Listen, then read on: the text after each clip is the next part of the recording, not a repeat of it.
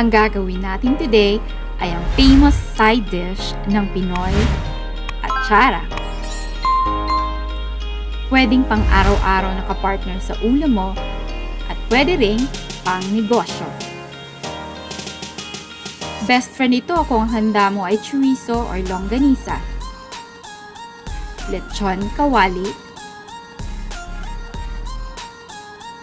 seafood mukbang, fried bangus, pork barbecue, chicken barbecue, at marami pang iba.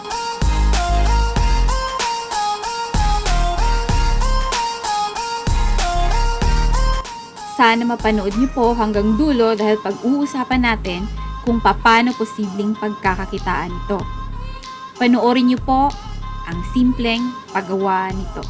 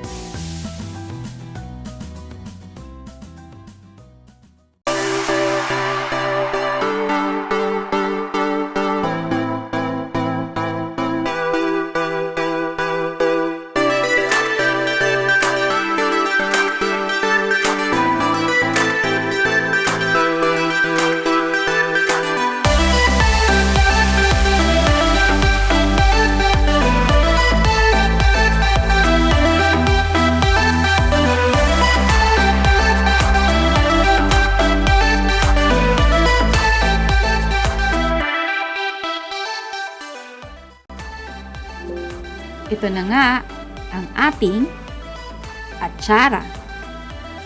Pag-uusapan naman natin ngayon, paano natin ibebenta ito. Ano ba i-consider natin sa pagpipresyo? Una, syempre huwag itapon ang resibo or isulat ang lahat ng sangkap at presyo ng bawat sangkap sa paggawa ng produkto. Pangalawa, packaging. Sa produktong ito, malaking bahagi ang packaging. Mas maigi kapag nakahanap ka ng murang supplier ng iyong mga packaging materials or airtight jars or containers sa case ng ATCHARA. Syempre pa, huwag kalimutan ang labels. Ang label ay nagsisilbing marketing mo sa negosyo mo. It's like hitting two birds in a stone. Nakasulat sa label mo ay pangalan ng produkto mo, pangalan ng business mo, number at email mo. Mas maigi din kung may notes. Optional lang naman, halimbawa, thank you for supporting our business, or we love to hear feedback from you. Please let us know how we can improve our business. Mga ganyan.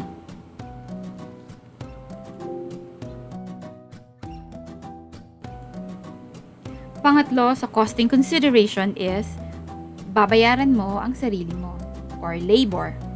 Syempre, hindi naman ganito karaming pera, but the point is babayaran mo ang sarili mo. Pang-apat, mag-charge ka rin ng gas.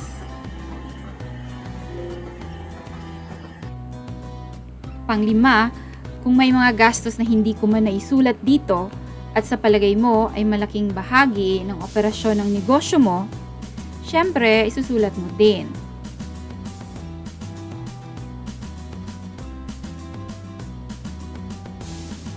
Sa totoo lang, ang punot dulo ng negosyo ay kumita. And marketing your business or your product is the only way for you to reach your goal na kumita. So, ima-market mo ngayon ang negosyo mo or produkto mo sa social media, Facebook, Twitter, YouTube, Instagram, Pinterest, at marami pang iba.